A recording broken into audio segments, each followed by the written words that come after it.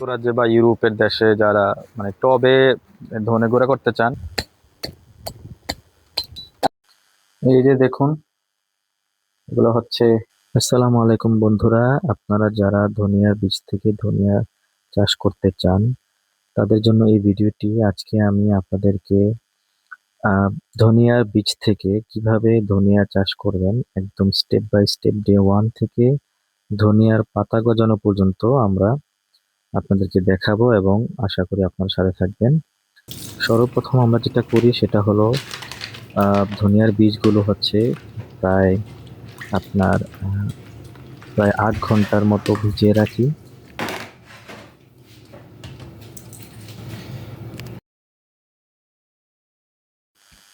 8 ঘন্টা পরে আমরা আসলাম, আপনারা দেখতে পাচ্ছেন যে ধনিয়াগুলোর কালার একটু চেঞ্জ হয়ে গেছে এবং এগুলো হচ্ছে অনেকটা নরম হয়ে যায় এবং সবগুলো ভেসে যায়। সো তারপর হচ্ছে আমরা একটা প্লাস্টিক বাটিতে নিচ্ছি, নেওয়ার পর হচ্ছে আমরা এগুলো চাষ করব।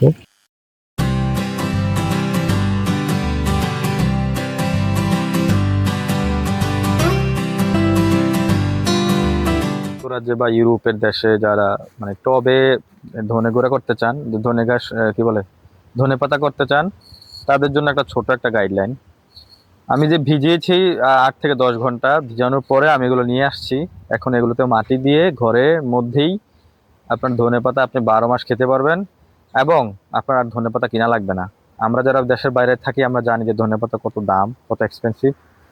আর এই যে আপনার 1 প্যাকেট আপনি 1.5 টাকা দিয়ে নিয়ে আসলে এই 1.5 টাকা দিয়ে আপনি 2 থেকে 3 মাস আপনি ঘরে খেতে পারবেন। আর আমি কি করি, একটা একটা টপ করে করে লাগায় রাখি, যাতে করে একটা শেষ হইলে আমি আরেকটা খেতে পারি, আবার আরেকটা খেতে হইতে আমার আরেকটা হয়ে যায়, এরকম করে আমি রিসাইকেল করে সাইকেলিং করে রাখি আর কি। তো আপনারা সবাই এটা ফলো করলে পারেন। আমি আপনাদেরকে আজকে দেখাবো কিছু মাটি আগে নিয়ে নেই। নর্মালি আমি যেভাবে, আমি আসলে এগুলোতে এত প্রফেশনাল না, তবে আমি যতটুকু পারি আর কি, আমি যেভাবে করি আর কি। আমার গাছ ধনের চারা অনেক সুন্দর হয়। সো আমি এইভাবেই করি, আপনারা এভাবে করে দেখতে পারেন ফলন কিরকম হয়। আমার বেশ ভালোই হচ্ছে এবং আমি এগুলো বাজার থেকে কিনি না, আমি এখান থেকে গিয়ে কি করতে পারি, মাটিগুলো একটু পুরো পুরো করে নিব।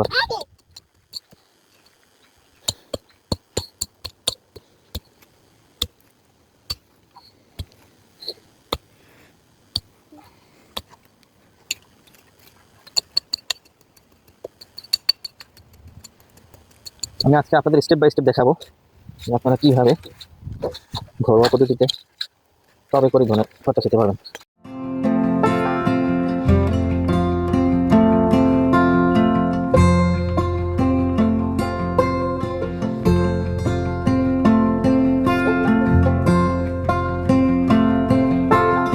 আপনাদেরকে একটা কথা বলে রাখি যে যারা 2.5 লিটার 3 লিটার যে দুধের যে ইয়েগুলো পাওয়া যায় ওগুলোকে আমি মাঝে মাঝে ফেলে তারপর হচ্ছে এগুলো চিত্র করতেছি।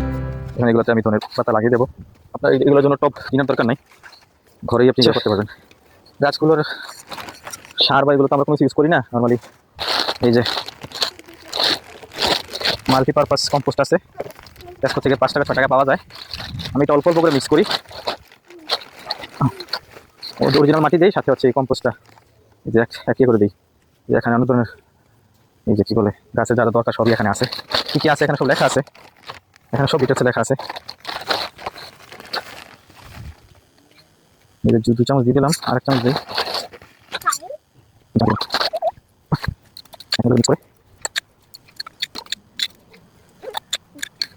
আপনারা একটা জিনিস মাথায় রাখবেন, যেন মাটিটা অরিজিনাল মাটি হয়। অর্থাৎ আমাদের বিদেশের মাটিতে কিন্তু মাটি পাওয়া যায় না, সব পাথর আর সিমেন্ট বালির এইগুলো পাওয়া যায়।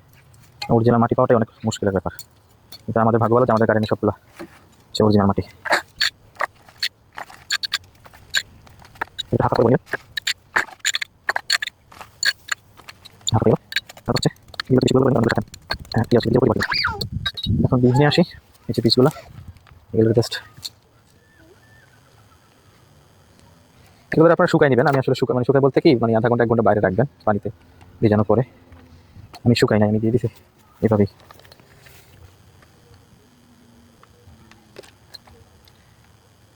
এবং এইগুলাই আসলে একটা ফ্যামিলি, দুজনের, তিনজন একটা ফ্যামিলিতে মোটামুটি 1 মাস চলে যাবে যদি এগুলো ভালো মতো গ্রোথ হয়।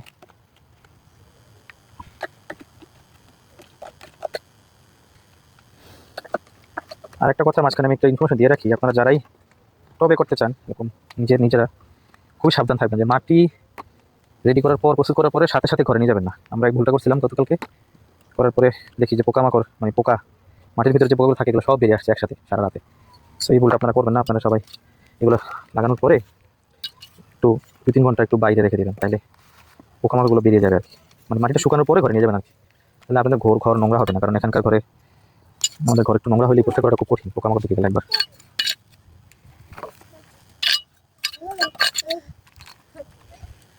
এমনভাবে মাটিটা দিবেন যেন বীজগুলো যেন না দেখা যায়।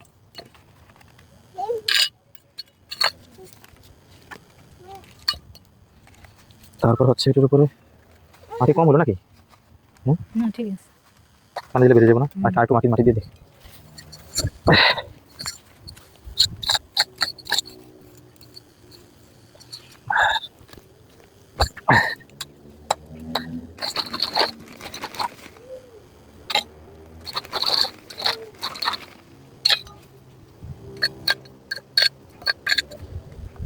একটু পাতলা লেয়ার দিলে ভালো হতো নাকি, জানো কেন? কারণ মনে করো ওগুলো তো একটু হালকা হালকা পানি দেয় আর কি। পানি দিলে বের হয়ে যাবে, বীজগুলো সব বাইরে চলে আসবে, জন্য দিতেছি। সমস্যা নেই। তারপর আপনারা হচ্ছে একটু ভিজে গাছগুলোর উপরে হালকা মোটামুটি একটু ভিজিয়ে পানি দিবেন, যাতে করে ভিতর পর্যন্ত পানি যায় একবারে।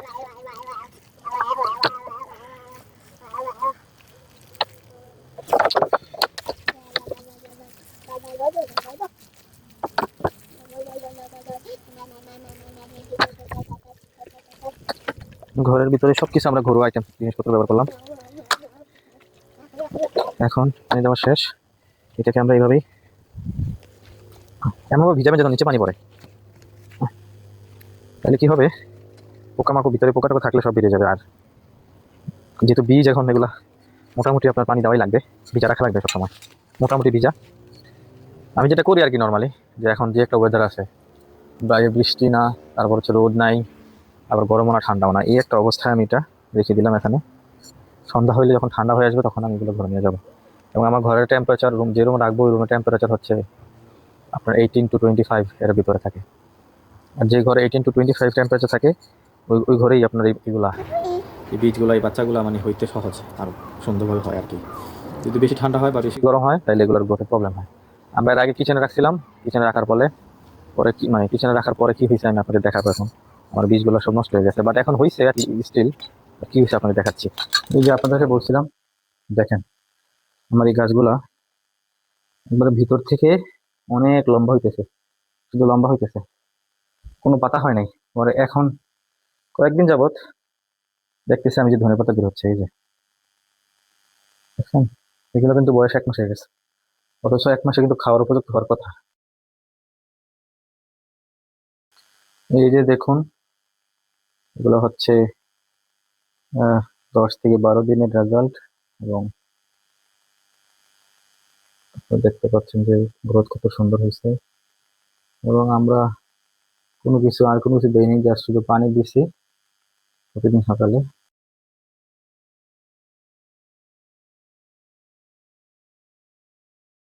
আমরা হচ্ছে এই যে 15 দিন পরে আসলাম, দেখেন 15 দিন পরে কতটুকু বের হয়েছে ধনেপাতাগুলো। মাঝখানে আমরা এগুলো জায়গা চেঞ্জ করে ফেলছি, কারণ হচ্ছে ওইখানের দুধের ইয়াটাতে আমরা আবার নতুন করে লাগাই দিছি। আর এইগুলো দেখেন 15 দিনের গ্রোথ।